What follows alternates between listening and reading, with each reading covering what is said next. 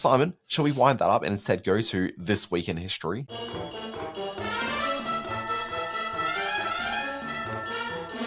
Yes. Okay. This week in history, Dan Barrett. Interesting bunch of questions this week. And I'm keen to see if your knowledge of all things cinema and television can bring you to an answer. Can you tell I'm stretching to get the sheet of paper up? Here we are. May 13, 1985. Which future David Lynch leading lady wins the Miss USA title on this day? See, I'm not actually sure. Like, I mean, I just kind of assume maybe like Laura Dern, but I don't think she was ever a Miss USA. So I don't No. know. What have we got? Her name is Laura Herring. She was born Elena Laura Herring Martinez in Mexico. She won the Miss USA pageant in 1985, and she's best known for her dual roles as Rita and Camilla Rhodes in the 2001 movie Mulholland Drive. She was the stunning brunette opposite our own Naomi Watts in that film. Her name's Laura Herring. Great actress. Very lovely. Okay. Second question. May 14, 1979. This is another, we've had quite a bit of rock documentary talk today. A classic British rock documentary debuts on this day, chronicling one of the mightiest Brit bands of all time. Film and band name, please. So I glanced at the run sheet this morning and saw that question in there.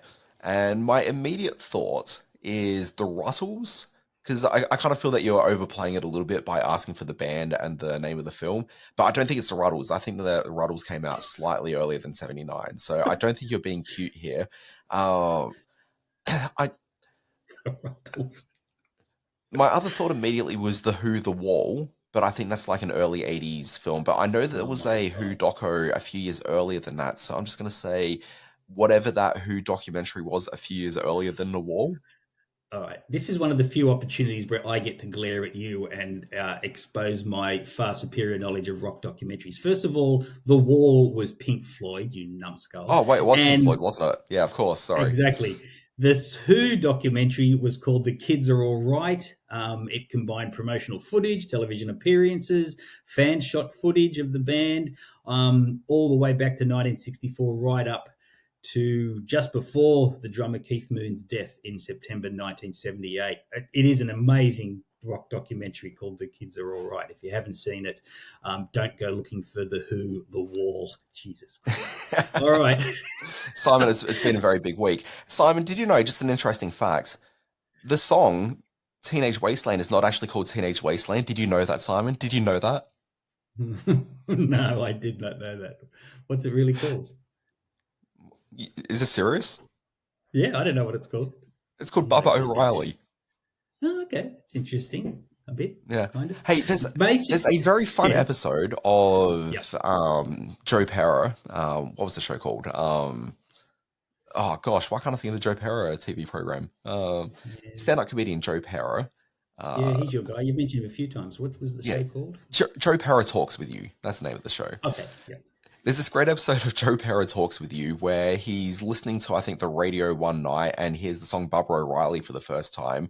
And then he just wants to keep on listening to it. So he ends up requesting the radio station, repeat that song. And the entire, because each episode's like 12 minutes long or something, the entire episode is just him dancing around his lounge room to the song Bubba O'Reilly. It's fantastic. It's one of the most charming TV episodes I've ever seen. It's great. Drop in clip. Okay. May 16, 2019. Let's end on a bit of a downer here. Why did ITV cancel the Jeremy Kyle show? So I actually do kind of know this one. So I can't remember the particulars around it, but there was a suicide of one of the guests that appeared on it. Yes. Steve Diamond was put through a lie detector test on a show about infidelity. And he was reduced to tears and had a bit of a breakdown and was indeed found dead a few days later. And the Jeremy Kyle show, which had been a huge hit on ITV, was one of their sort of leading shows at the time. At a time when, I guess it was coming towards the end of the nasty chat show thing. There's a very famous incident with the Jenny Jones show where it was revealed on air that a man had a crush on another man and that man then performed a horrible act, killed the guy who admitted the crush. And we all started to focus a bit more on the exploiting of guests on talk shows. And the Jeremy Kyle show was the incident in the UK that continued that conversation. So, yes, there was a very sad death to do with the Jeremy Kyle show. Let's push on. I was going to say, and what a perfect opportunity to segue to the birthday quiz. No, not happy birthday. No, not that. Please, no, not happy birthday. All right. I think there's an opportunity here. There's certainly an in point for you to get this, even if some of the connections are a little bit vague. Birthday quiz, May 12, 1970, the beautiful Samantha Mathis.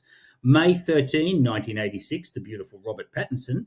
May 16, 1960, bit of a left field one here, French actress Anne Parillaud. Beautiful lady. And May 17, 1955, the late, the great Bill Paxton. Now, what could these four people all have in common? Characters they've played have a certain, let's call it a trait. A trait. I think your in point's definitely going to be Pattinson and maybe his most famous role, second most famous role as far as you're concerned. Oh, okay. Well, you just gave it away then. Vampires. So obviously, Yes. Robert Pattinson was a vampire in those teen films with the sparkly folk. Twilight, Bill I think Paxton you was referred to. in Catherine Bigelow's film, which I've not seen. I've always wanted to see it. I can't think of the name of it Near now. Dark, It's one of the great Near vampire Dark. movies. There we go. Yes, you're Yep. 2 for 2. Samantha Mathis. What was she in where she was a vampire? Could she have been in an interview of a vampire? Nope. No. What was she in? She. Oh wait, no. She wasn't. Was she in like Voyage of the Demeter or one of those No. later Rice Got to films? go back to Not so sure. 2004 and the Rob Lowe starring remake of Salem's Lot, where she turned into a vampire.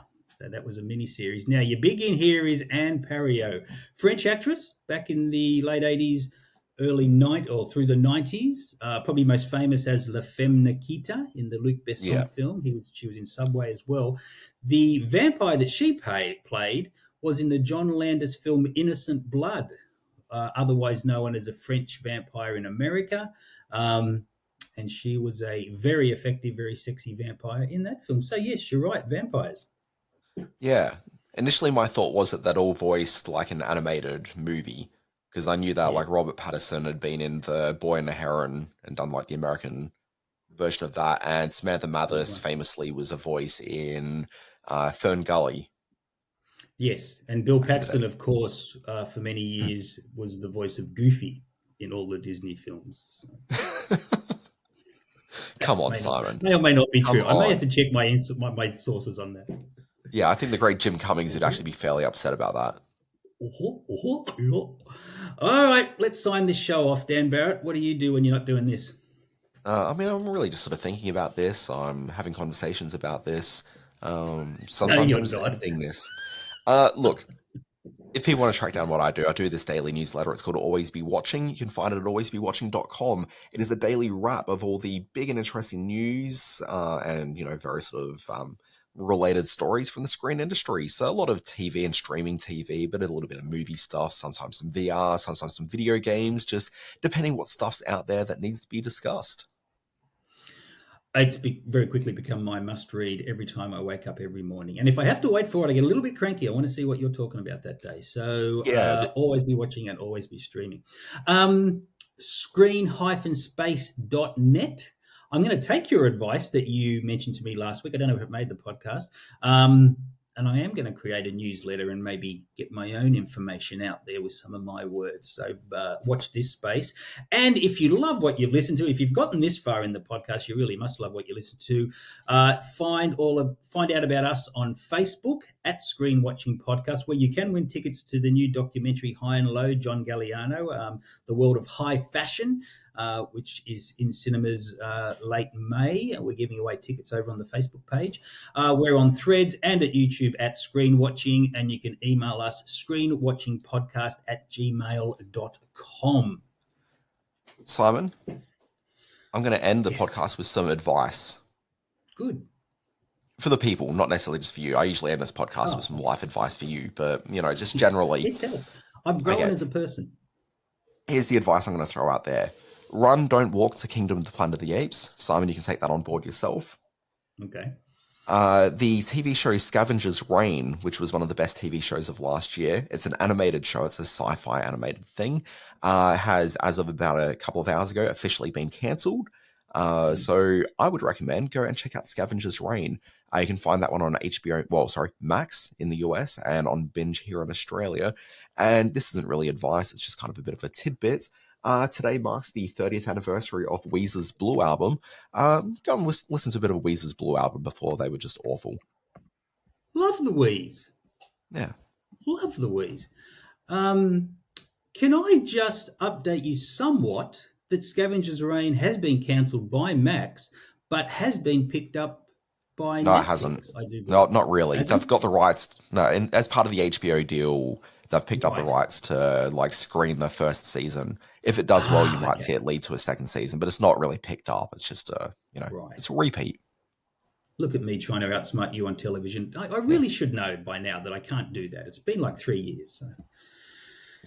All right, are we done? Can I go home now? I'm not going to argue this podcast is neither the time or the place. Folks, this has been Screen Watching. We'll be back next week. So, folks, get your hackles up.